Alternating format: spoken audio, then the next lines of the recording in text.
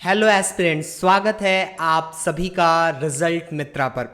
जैसा कि आप सभी जानते हैं कि स्टेट पीसीएस एग्जामिनेशन के साथ साथ आरओ जो आगामी परीक्षा होने वाली है उन सभी के लिए इंडियन ज्योग्राफी का पोर्शन ही नहीं बल्कि वर्ल्ड ज्योग्राफी और साथ ही साथ मैपिंग और ह्यूमन ज्योग्राफी का पोर्शन भी काफ़ी महत्वपूर्ण हो जाता है। ऐसे में इंडियन ज्योग्राफी से रिलेटेड क्विक रिवीजन की ये एक नई सीरीज स्टार्ट की जा रही है। आप सभी के प्यार मिलने के लिए बहुत बहुत धन्यवाद। रिजल्ट मित्रा आप सब के लिए लगातार ओरिएंटेड है आपकी एग्जामिनेशन में आपको सफल बनाने के लिए। ऐसे में मैं आपका इस इंडियन ज्योग्राफी के इम्पॉर्टेंट फैक्ट्स ना छूटे आपका, इसलिए लेकर के आया हूँ इंडियन ज्योग्राफी फैक्ट सीरीज। नमस्कार, सत श्री अकाल, आदाब। मेरा नाम रहबर नवाज है और आप देख रहे हैं रिजल्ट मित्रा। हम बात करने जा रहे हैं इंडियन ज्योग्राफी की। ज्योग्राफी में इंडियन ज्योग्राफी का पोर्शन काफ़ी महत्वपूर्ण हो जाता है। ऐसे में हमें इंडियन ज्योग्राफी में क्या क्या चीज़ें देखनी है और कौन कौन सी चीज़ों को हम सिलेबस के अकॉर्डिंग डील करने वाले हैं इस सीरीज़ में, वो हम समझ लेते हैं। अगर हम बात करें सिलेबस की तो सबसे पहले हम जानेंगे भारत की मूल बातें, फिर किस स्थान पर अवस्थित है, उसके अक्षांश, देशांतर, समयांतराल, क्षेत्र आदि के बारे में हमें जानना है। वहीं उसके पड़ोसी देशों के बारे में, फिर कौन कौन सी जल संधियाँ इम्पॉर्टेंट हैं जो भारत के आसपास हैं, फिर राज्य और उनकी अवस्थितियाँ, अंतर्राष्ट्रीय सीमाओं वाले राज्य। जैसे हम सभी जानते हैं भारत के लगभग 17 राज्य ऐसे हैं जो कि विदेशों से सीमा साझा करते हैं। ऐसे में भौतिक विशेषताएं जो हिमालय की हैं उनके बारे में भी हमें जानना है। जैसे भूवैज्ञानिक गठन, जलवायु, वनस्पति, मिट्टी, जैव विविधता, भौगोलिक विभाजन और प्रमुख दर्रे के बारे में हमें जानना है। इंपॉर्टेंट पासेस से रिलेटेड प्रश्न तो लगातार आप देखते ही हैं। तो चलिए अगली स्लाइड पे हम देखते हैं कि नेक्स्ट हमें क्या क्या देखना है। हमें उत्तर का विशाल मैदान देखना है, उसका गठन, भौगोलिक विभाजन और जलवायु, वनस्पतियां तथा मिट्टी के साथ साथ यहाँ की जैव विविधता यानी बायोडाइवर्सिटी के बारे में हमें जानना है। फिर उसके बाद हमें प्रायद्वीपीय भारत के पठार के बारे में जानना है, यहाँ की प्रमुख चट्टानें कौन सी हैं, कौन कौन से पठार हैं। उसके बाद दक्कन का पठार, पश्चिमी घाट, पूर्वी घाट, थार का रेगिस्तान, तटीय मैदान और द्वीपों के बारे में हमें पढ़ना है। फिर उसके बाद नदी प्रणालियाँ भी भारत में काफ़ी महत्वपूर्ण हो जाती हैं, जिसमें हम हिमालय की नदियों के बारे में पढ़ेंगे, प्रायद्वीपीय नदियों के बारे में पढ़ेंगे और नदी घाटियों के बारे में पढ़ेंगे। तो चलिए अगली स्लाइड पे हम देखते हैं और कौन सी चीज़ें बच जाती हैं, जिसमें पश्चिम की ओर बहने वाली और पूर्व की ओर बहने वाली नदियाँ हैं। इनका क्या क्रम है, क्या अपवाह है, क्या इनके सहायक नदियों का अपवाह तंत्र है, इसके बारे में हमें जानना है।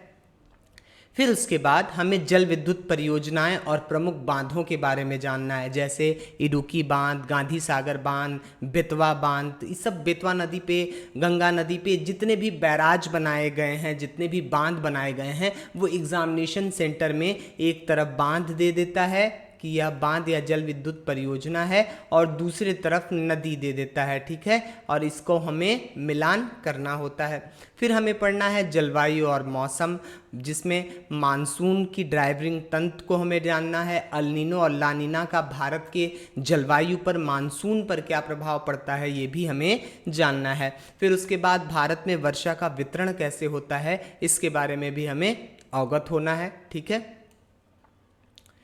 फिर उसके बाद हम देखेंगे हिंद महासागर में आने वाले प्रमुख चक्रवातों के बारे में, खनिज एवं उद्योग, खनिज वितरण, औद्योगिक नीतियां और स्थान के बारे में, भारतीय कृषि प्रणाली, भूमि उपयोग, कृषि पद्धति के प्रकार, हरित क्रांति, मिट्टी और फसलें तथा सिंचाइयों के बारे में भी हमें जानना है कि लघु सिंचाई क्या होती है और बृहद सिंचाई क्या होती है। फिर भूमि सुधार का एक अलग टॉपिक है जो हमें विस्तार से पढ़ना है कि भूमि सुधार क्यों हुआ, भूमि सुधार का कानून क्यों लाया गया, हदबंदी क्या थी, चकबंदी क्या थी और इसका क्या प्रभाव पड़ा। ठीक है, फिर उसके बाद हमें पशुपालन देखना है। पशुपालन भी डायरेक्ट जो आप देखेंगे मेंस के जो पेपर होते हैं उसमें पेपर 3 में पशुपालन का एक पोर्शन भी आता है। प्राकृतिक वनस्पति जीव प्राकृतिक वनस्पतियों का वर्गीकरण हमें जानना है। इसमें बायोस्फीयर रिजर्व, राष्ट्रीय उद्यान और रेड डाटा जो जारी करती है IUCN, उसमें भारत के कितने पेड़ पौधे और जीव जंतु सम्मिलित हैं इसके बारे में हमें जानना है। फिर आर्थिक अवसंरचना,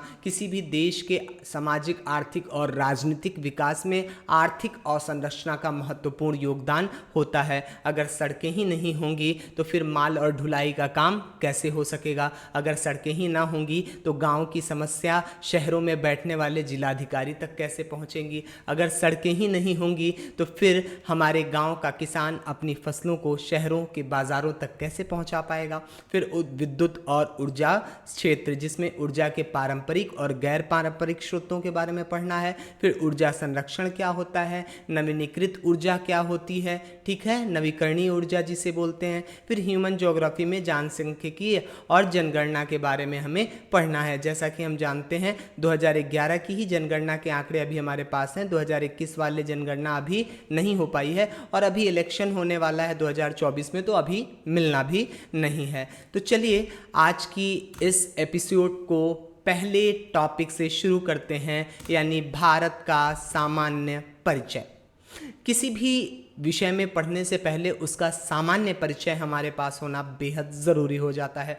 ऐसे में अगर हम इंडियन ज्योग्राफी शुरू करने जा रहे हैं तो हमें यह जानना भी बहुत ज़रूरी है कि यह है क्या, इसका नाम क्या था, किन किन नामों से इसे पुकारा गया, इसकी अवस्थिति क्या है, इन सब के बारे में हम इस स्लाइड में देखेंगे।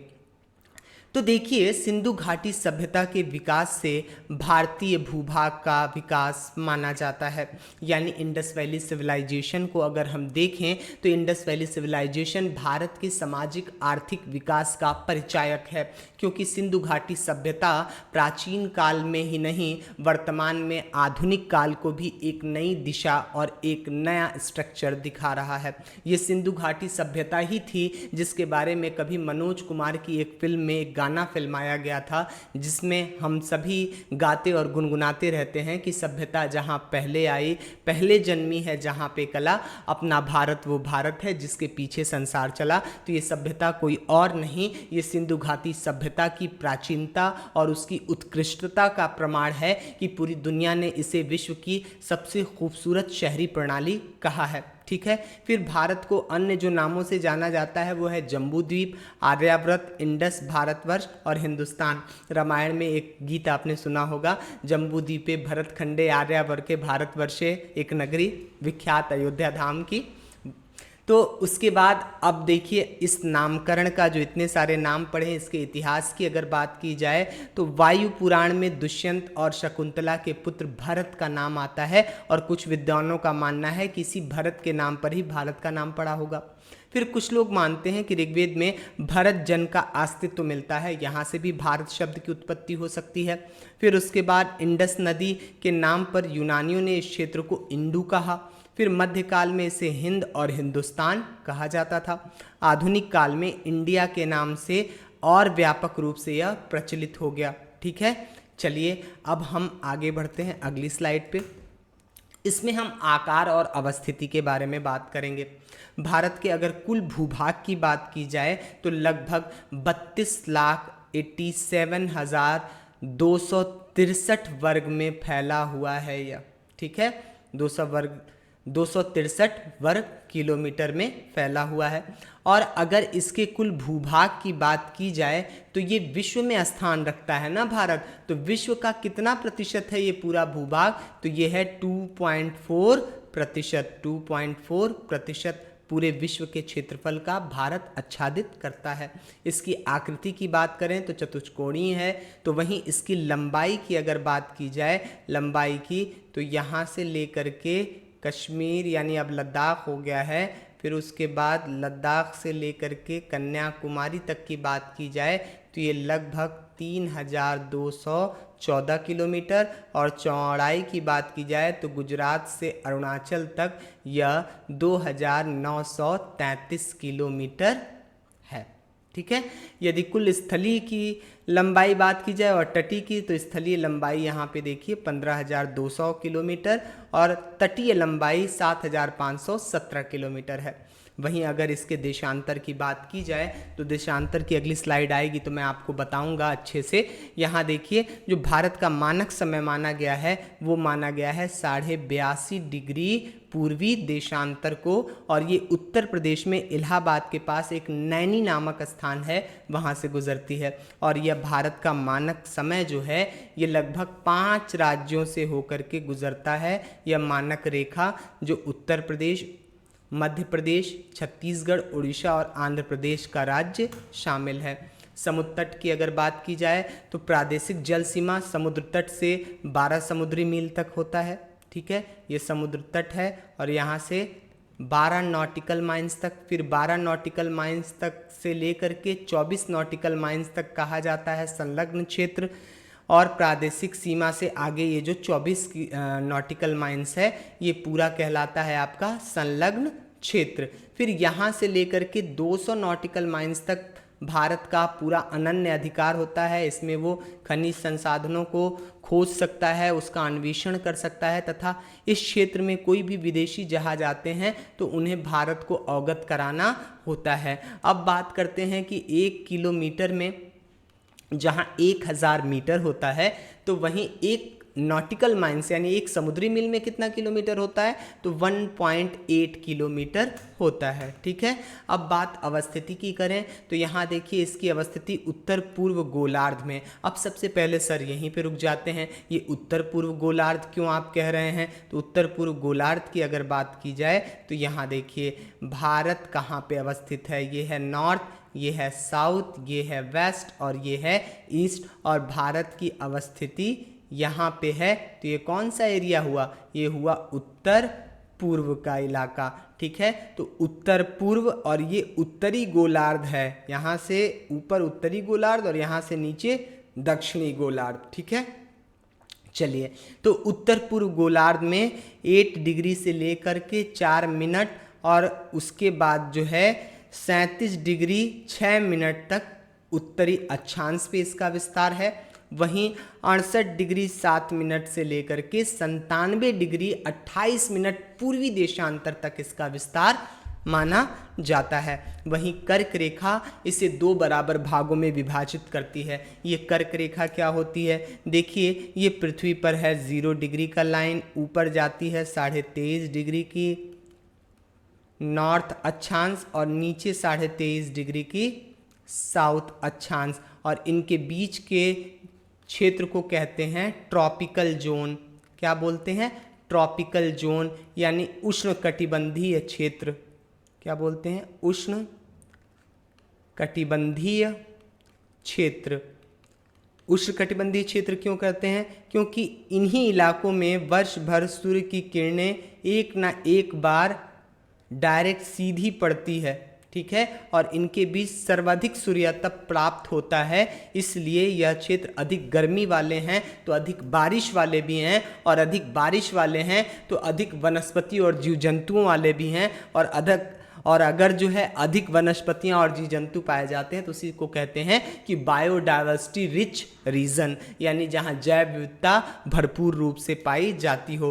तो ये जो कर्क रेखा है ये 23.5 डिग्री नॉर्थ, इसे कर्क रेखा कहते हैं, लाइन ऑफ कैंसर, और 23.5 डिग्री साउथ वाले को कहते हैं मकर रेखा, या ऑस्ट्रेलिया से गुजरती है। एकमात्र देश, विश्व ज्योग्राफी जब हम आपको पढ़ाएंगे विश्व भूगोल तो उसमें बताएंगे कि जो आपका अफ्रीका महाद्वीप है ना, उस अफ्रीका महाद्वीप पे 0 डिग्री यानी भूमध्य रेखा, कर्क रेखा और मकर रेखा तीनों गुजरती हैं। ठीक है, लेकिन अभी इंडियन ज्योग्राफी का स्टार्ट किया हम लोगों ने, तो इंडियन ज्योग्राफी में इम्पॉर्टेंट पॉइंट है कर्क रेखा का, और ये कर्क रेखा लगभग 8 राज्यों से गुजरती है, जो गुजरात, राजस्थान, मध्य प्रदेश, छत्तीसगढ़, झारखंड, वेस्ट बंगाल, त्रिपुरा और मिजोरम को आच्छादित करती है। ठीक है, ये 8 राज्य आपको बिल्कुल याद होने चाहिए। अगर कहीं भी ऑप्शन में बिहार, उत्तर प्रदेश आ रहा है और उड़ीसा आ रहा है तो आप काट दीजिएगा। उसके बाद जो भी आसपास के स्टेट बचे हैं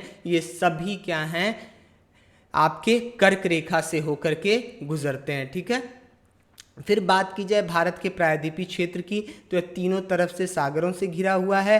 अरेबियन सी, यहाँ बे ऑफ बंगाल और यहाँ मन्नार की खाड़ी, देखिए तीनों तरफ से समुद्री क्षेत्र है। ऐसे में ये बात कही जाती है कि भारत एकमात्र ऐसा देश है जिसके नाम पर किसी महासागर का नाम पड़ा, क्योंकि हम जानते हैं कि भारत के नीचे जो बड़ा विशाल समुद्र क्षेत्र है वो हिंद महासागर के नाम से जाना जाता है। अब बात करते हैं जलवायु की। भारत की जलवायु मानसूनी जलवायु है। मानसूनी जलवायु, मानसून में ये जो मानसून है, मानसून शब्द अरबी से निकला हुआ है और इसका मतलब होता है क्या? मौसम।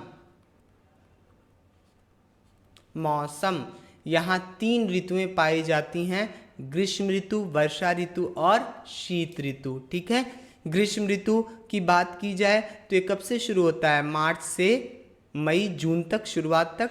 फिर उसके बाद वर्षा ऋतु जून से सितंबर, और फिर शीत ऋतु अक्टूबर यानी मिड अक्टूबर से लेकर के फरवरी तक पूरी अच्छी खासी ठंड पड़ती है, शीतकाल।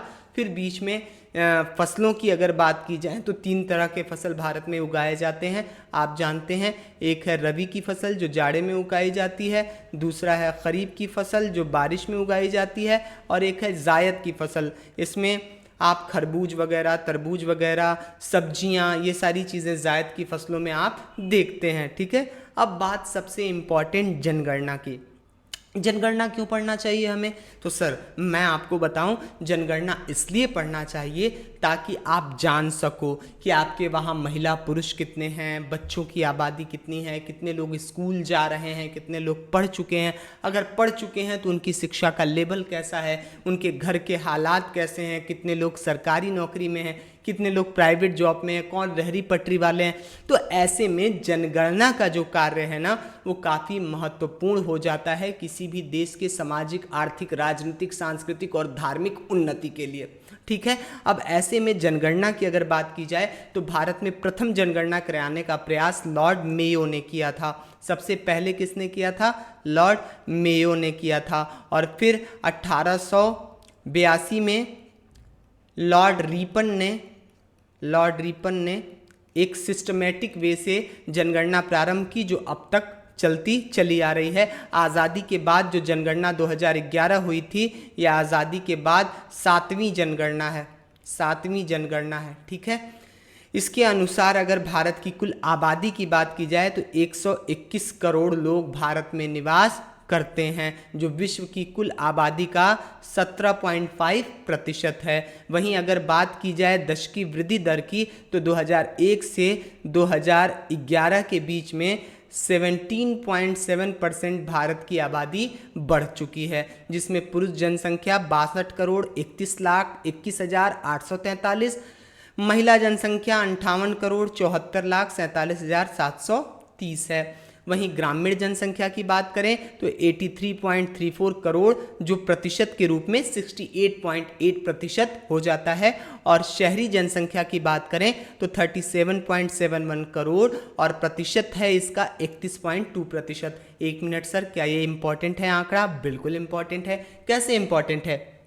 तो आप अगर प्रीवियस ईयर का क्वेश्चन उठा के देखेंगे किसी भी स्टेट पीसीएस का या आरओ का, तो कहीं ना कहीं आपको मिलेगा जनगणना वाले क्वेश्चंस में कि भारत में शहरी जनसंख्या कितनी प्रतिशत है। तो आपका ऑप्शन मिलेगा 32% या डायरेक्ट 31.2% मिल जाएगा आपको। ठीक है, तो ये टिक लगा दिया आपने। दूसरी बात हमेशा मेरी याद रखिएगा कि हम और आप और हमारी आने वाली नस्लें कितना भी कह लें, मैं बार बार कह रहा हूँ कि वो कितनी बार कहें कि मैं शहरी हूँ, पर कोई भी भारतीय वो इनकार नहीं कर सकता कि उसके पितामह और मातामह या फिर हमारे पूर्वजों में से कोई ना कोई गंवैया ज़रूर रहा है, गांव का ज़रूर रहा है। मैं ये बात इसलिए कह रहा हूँ कि भारत शहरों का देश नहीं है, भारत गांवों का देश है। और यही कारण है कि एपीजे अब्दुल कलाम ने पूरा का कॉन्सेप्ट दिया था, यानी provide urban resources in this areas, यानी विलेज में आप अगर शहरों की व्यवस्थाएं उपलब्ध कराएंगे तो एक तो प्रवसन रुकेगा, गांव से शहर लोग अपने ही क्षेत्र में रह करके अपना सामाजिक आर्थिक विकास कर सकेंगे, और जब गांव विकसित होंगे तो शहर अपने आप विकसित हो ही जाएगा। ठीक है, अब बात करते हैं लिंगानुपात की। लिंगानुपात 1000 पुरुषों पर नापी जाती है महिलाओं की जो उपस्थिति है उसको। तो देखें यहाँ पे 943 है लिंगानुपात, और शिशु लिंगानुपात जो है 919 है, ये डायरेक्ट आ जाता है। लिंगानुपात मेल क्या है, मेल पे फीमेल का, और शिशु लिंगानुपात क्या है। ठीक है, शिशु लिंगानुपात 0:6 नापा जाता है ईयर में। भारत के जनघनत्व की बात की जाए तो देखिए 1 वर्ग किलोमीटर में रहने वाले लोगों का आंकड़ा ही कहलाता है जनसंख्या घनत्व। तो भारत में औसतन 382 व्यक्ति जो हैं वो जनघनत्व में आते हैं, जो 1 वर्ग किलोमीटर में रहते हैं। सबसे कम अरुणाचल प्रदेश में है 17। ठीक है, भारत में कुल साक्षरता दर 73% है, जिसमें पुरुष साक्षरता 80.9 और महिला साक्षरता 64.6% है। ठीक है, इतना पॉइंट आप क्लियर हो गया होगा। चलिए अब बात करते हैं अनुसूचित जाति और अनुसूचित जनजाति की। भारत की कुल जनसंख्या में क्या स्थान है, तो इनका कुल जनसंख्या में प्रतिशत के रूप में देखें तो अनुसूचित जाति एक बड़ा स्थान रखती है 16.6% और जनजाति 8.6%। ऐसे में आपने अक्सर सुना होगा कि सरकार SC ST के लिए विशेष प्रोविज़न करती है और उनके लिए SC ST एक्ट भी बना हुआ है। अब यहाँ पे देखिए सॉरी, अब यहाँ पे देखिए क्षेत्रफल के आधार पर सबसे बड़ा राज्य कौन सा है, तो सबसे पहले राजस्थान है, फिर उसके बाद मध्य प्रदेश है, फिर यहाँ महाराष्ट्र है तीसरे नंबर पे, और फिर चौथे नंबर पे उत्तर प्रदेश आ जाता है। लेकिन वहीं जब जनसंख्या की बात आती है तो उत्तर प्रदेश पहले, फिर महाराष्ट्र बाद में, और फिर बिहार और वेस्ट बंगाल का स्थान है। सबसे बड़ी यूनियन टेरिटरी ये जनसंख्या के भी लिहाज से और क्षेत्रफल के भी लिहाज से दिल्ली है, और सबसे छोटी ये जनसंख्या के लिहाज से और क्षेत्रफल के लिहाज से भी लक्षद्वीप यूनियन टेरिटरी है। सर ये यूनियन टेरिटरी क्या होता है? यूनियन टेरिटरी वो होता है जो केंद्र प्रशासित प्रदेश होता है, केंद्र प्रशासित प्रदेश जिस पे केंद्र सरकार डायरेक्ट अपना शासन करती है राष्ट्रपति के बिहाफ पर। ठीक है, और इसका वर्णन मिलता है हमको आर्टिकल 239 में भारतीय संविधान के। और दिल्ली केंद्र शासित प्रदेश का आर्टिकल क्या है? 239A।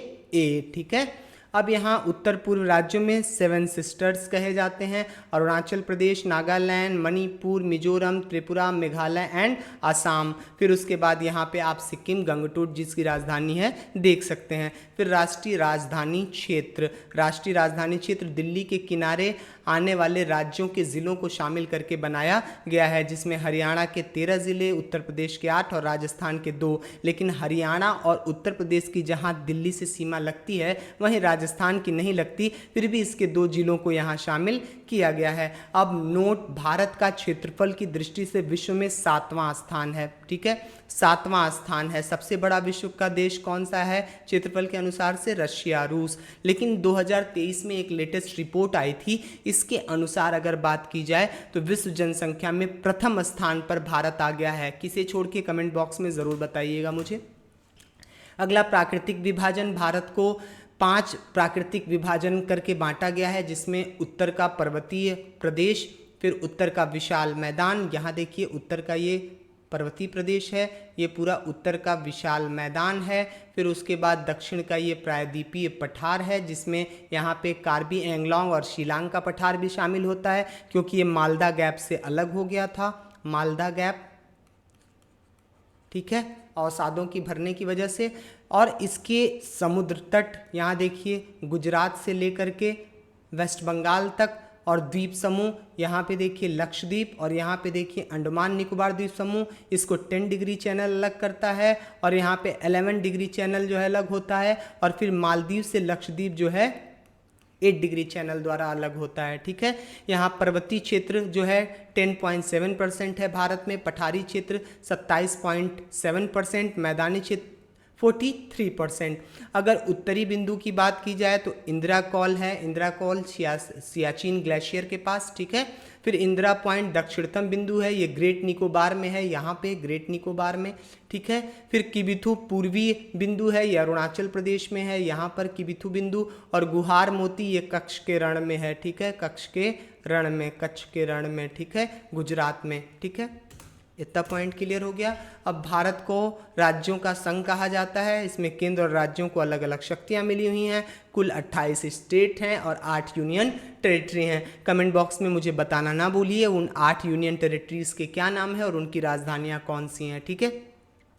कुल द्वीप जो हैं 247 हैं। अब बात करते हैं भारत के प्रमुख बंदरगाहों की। गुजरात में कांडला बंदरगाह, जिसे दीनदयाल बंदरगाह अब कहा जाने लगा है, ठीक है, दीनदयाल बंदरगाह।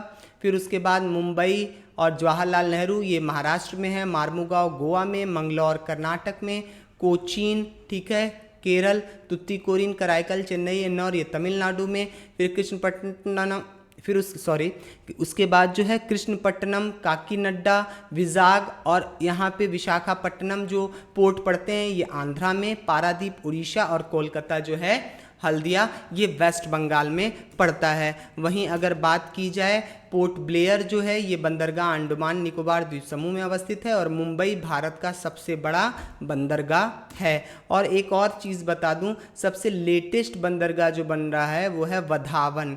वधावन बन रहा है एक बंदरगाह भारत में और ये बन रहा है महाराष्ट्र में, ठीक है। अब बात मानक समय की, जिसकी बात मैंने स्टार्टिंग में की थी। देखिए पूरी दुनिया पे ना सबसे ज़्यादा जो उपनिवेश रहे वो ब्रिटेन के रहे, इसलिए ब्रिटेन जब उपनिवेशवाद को ख़त्म कर रहा था, देश स्वतंत्र हो रहे थे, तो ऐसे में उसे अपनी अमिट छाप छोड़नी थी ना, अपनी अमिट छाप। इसलिए उसने क्या किया अपनी अमिट छाप छोड़ने के लिए कि वो लगातार ऐसे काम कर रहा था जिससे उसका प्रभाव हमेशा के लिए रहती दुनिया तक बना रहे। तो ऐसे में उसने क्या किया कि जो काल्पनिक रेखाएं खींची जा रही थीं, जिसे देशांतर और अक्षांश रेखा कहते हैं, उसमें उसने अपना प्रतिनिधित्व शामिल किया। और ऐसे में क्या किया कि जो रेखा उसके एक शहर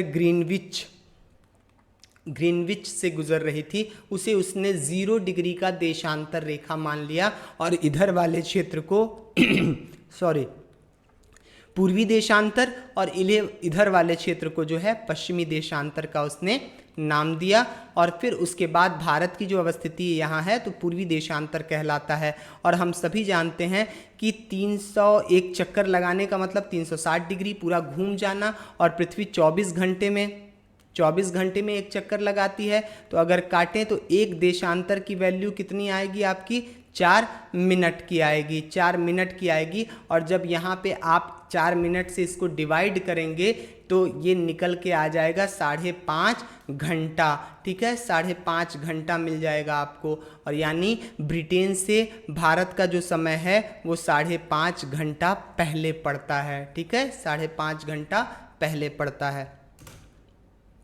और भारत का मानक समय क्या है, अभी मैंने स्टार्टिंग में बताया, 82.5 डिग्री। फिर प्रायद्वीपीय भारत का पठार, यहाँ हमें क्या क्या चीज़ें विस्तार से पढ़नी होगी जब प्रायद्वीपीय भारत का पठार आएगा। तो यहाँ हमको अरावली पढ़नी है, विंध्यन पढ़ना है, सतपुड़ा पढ़ना है, वेस्टर्न घाट पर्वत, पूर्वी घाट पर्वत, फिर उसके बाद कार्बी एंगलोंग, गारो खासी, जैंतिया, पटकाई, बुम पढ़नी है हमें, मिज़ोरम की पहाड़ियाँ पढ़नी है हमें, नागालैंड की पहाड़ियाँ पढ़नी है, कच्छ का रण पढ़ना है हमें। फिर उसके बाद प्रमुख नदी तंत्र, महानदी, गोदावरी, कृष्णा, कावेरी, फिर उसके बाद यहाँ पे तापी और नर्मदा जैसे नदी तंत्र और उनके अपवाह क्षेत्र के बारे में हमें जानना है। फिर उसके बाद अलग अलग दक्कन प्लेट्यू, मालवा का पठार, बघेलखंड का पठार, छोटा नागपुर का पठार, उसके बाद बुंदेलखंड का पठार, ये सभी हमें विस्तार से पढ़ने हैं। फिर उसके बाद पश्चिमी घाट, पूर्वी घाट कहाँ आकर के मिलते हैं, नीलगिरी पर्वत पर।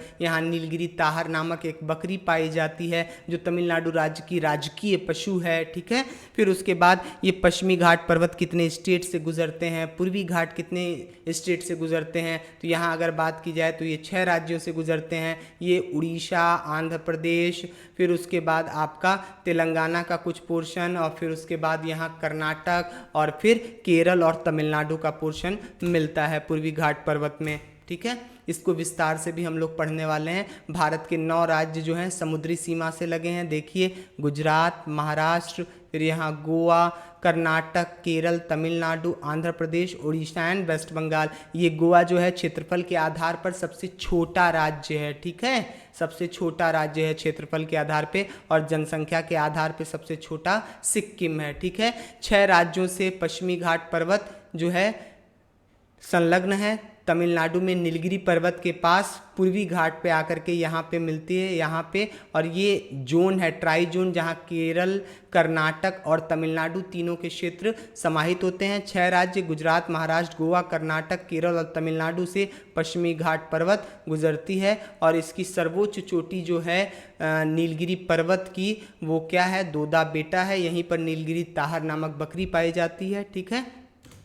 चलिए आगे चलते हैं। पूरे पश्चिमी घाट पर्वत की सर्वोच्च चोटी की बात की जाए तो केरल के पास से अनाई मुडी है, तथा पूर्वी घाट में आराम कोंडा सबसे बड़ी है, और उसके बाद महेंद्रगिरी है। आराम कोंडा, ये काट दीजिएगा, आराम कोंडा, यह आंध्र प्रदेश में पड़ता है, आराम कोंडा, ठीक है। ये पूर्वी घाट की सर्वोच्च चोटी है। पूर्वी तटीय क्षेत्र में अनेक नदियां जो हैं बंगाल की खाड़ी में गिरती हैं। यहाँ देखिए, यहाँ गंगा नदी है, यहाँ महानदी है, यहाँ आपका देखेंगे गोदावरी, फिर कृष्णा, फिर कावेरी। वहीं पूर्वी घाट पश्चिमी घाट की ओर अगर बात करें तो यहाँ भ्रंश घाटी से बहती हुई तापी, और फिर उसके बाद नर्मदा और माही नदियाँ मिलती हैं, ठीक है। गंगा नदी की अब बात की जाए तो देखिए, यहाँ पे गंगा नदी और ब्रह्मपुत्र नदी मिल करके सुंदरवन डेल्टा का निर्माण करते हैं। यहाँ पश्चिम की ओर नहीं, पूरब की ओर बहने वाली जितने भी भारत की नदियां हैं, ये सभी क्या करती हैं, ये सभी जो हैं डेल्टा का निर्माण करती हैं, क्योंकि ये अपने साथ अवसाद लेकर के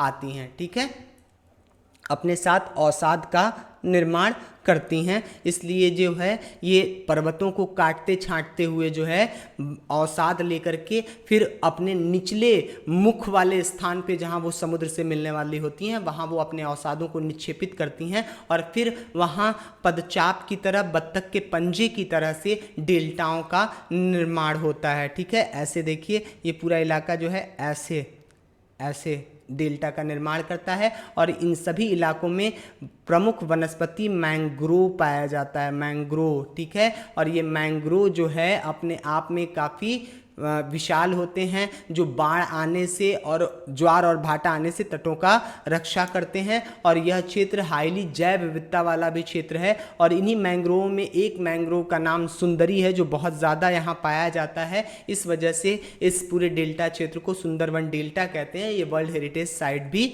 है। गंगा नदी की बात करें तो गंगा नदी भारत में गंगोत्री ग्लेशियर से निकलती है और लगभग 5 राज्यों से गुजरती है, 2525 किलोमीटर, और यह सबसे लंबी नदी है भारत की, और राष्ट्रीय नदी का भी दर्जा प्राप्त है। 5 राज्य जो हैं उत्तराखंड, उत्तर प्रदेश, बिहार, झारखंड और पश्चिम बंगाल।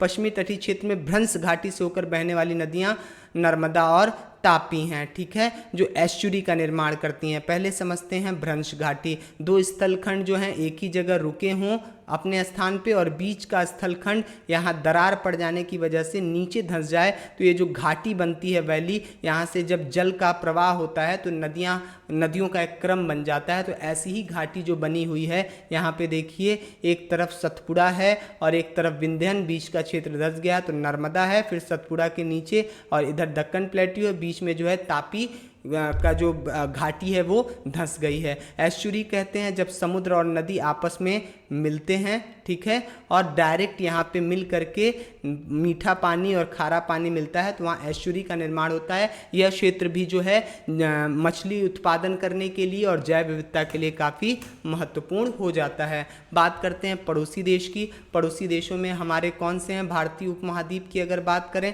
तो भारतीय उपमहाद्वीप में कौन कौन से देश आते हैं? देखिए, पाकिस्तान आता है, अफगानिस्तान, नेपाल, भूटान, बांग्लादेश, श्रीलंका, मालदीव, ये सभी भारतीय उपमहाद्वीप में शामिल देश हैं। अब इसमें भारत से लगने वाली जो सीमा है अफगानिस्तान की लगती है, यहाँ देखिए लद्दाख से, और ये पाक ऑक्युपाइड कश्मीर हो गया है अभी, ठीक है। फिर पाकिस्तान है, चाइना है, नेपाल है, भूटान, बांग्लादेश, म्यांमार, और समुद्री पड़ोसी देश हमारे जो हैं मालदीव हैं और श्रीलंका हैं। यहाँ पाक और मन्नार की खाड़ी पाई जाती है, और यहाँ जो है एडम ब्रिज अवस्थित है। यहाँ पे देखिएगा आप 8 डिग्री चैनल जो है 8 डिग्री चैनल लक्षद्वीप और मालदीव को अलग करता है, और यहाँ 11 डिग्री चैनल लक्षद्वीप के ही द्वीपों को अलग करता है। वहीं यहाँ 10 डिग्री चैनल अंडमान और निकोबार द्वीप समूह को अलग करता है। 10 डिग्री चैनल यहाँ पे 10 डिग्री, ठीक है। यहाँ 11 डिग्री लक्षद्वीप में ही द्वीपों को अलग करता है, और मालदीव लक्षद्वीप को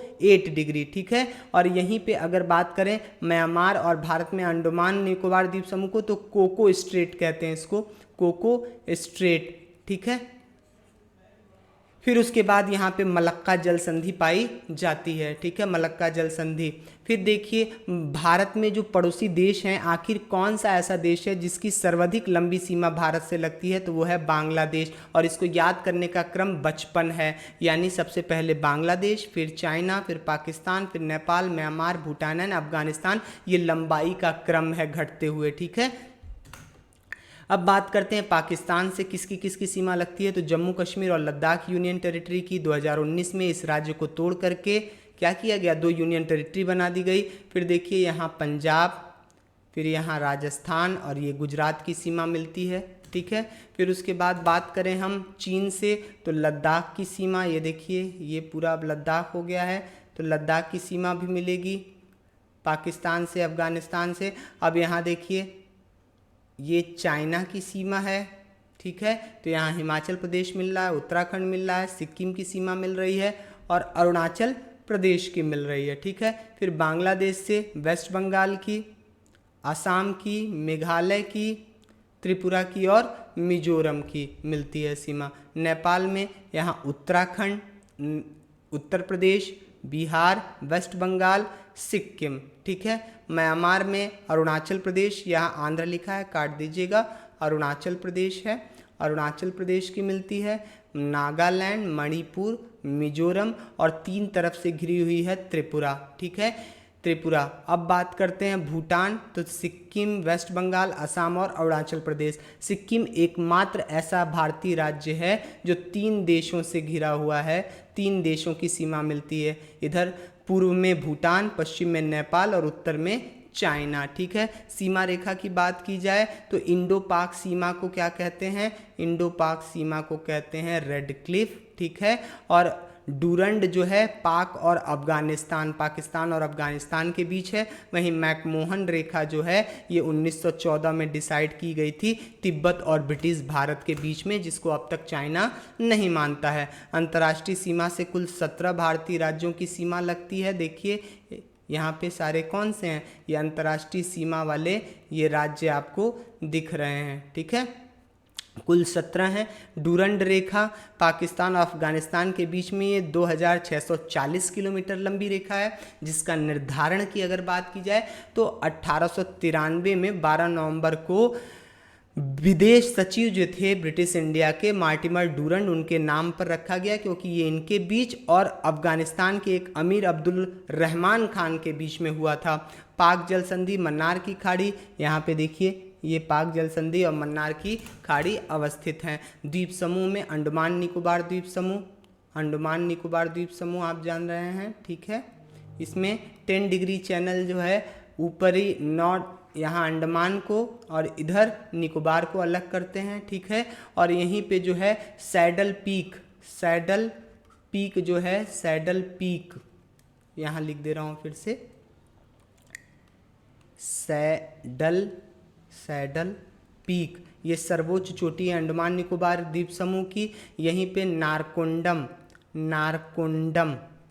द्वीप है जो प्रसुप्त ज्वालामुखी है। वहीं पे बैरन आइलैंड है। बैरन ज्वालामुखी भारत का एकमात्र वॉल्केनो है, भारत का एकमात्र वॉल्केनो है जो अभी जागृत अवस्था में है, ठीक है। और यहीं पे पोर्ट ब्लेयर है, पोर्ट ब्लेयर बंदरगाह है, ठीक है। और ये एक यूनियन टेरिटरी है। यहाँ देखिए, यहाँ मालदीव, यहाँ देखिए 11 डिग्री चैनल जो है आप जो है कावराती और मिनिकाय को अलग करते हैं। 11 डिग्री चैनल बोलते हैं इसको। यहाँ देखिए 8 डिग्री चैनल जा रहा है, 8 डिग्री चैनल ये मिनी का है जो लक्षद्वीप के अंदर आता है। और यहाँ पे देखिए ये मालदीव के द्वीप हैं, इनको अलग करता है 8 डिग्री चैनल। ठीक है, मालदीव हमारा पड़ोसी देश है जिसकी राजधानियाँ जो है माले है, ये समुद्री पड़ोसी देश है।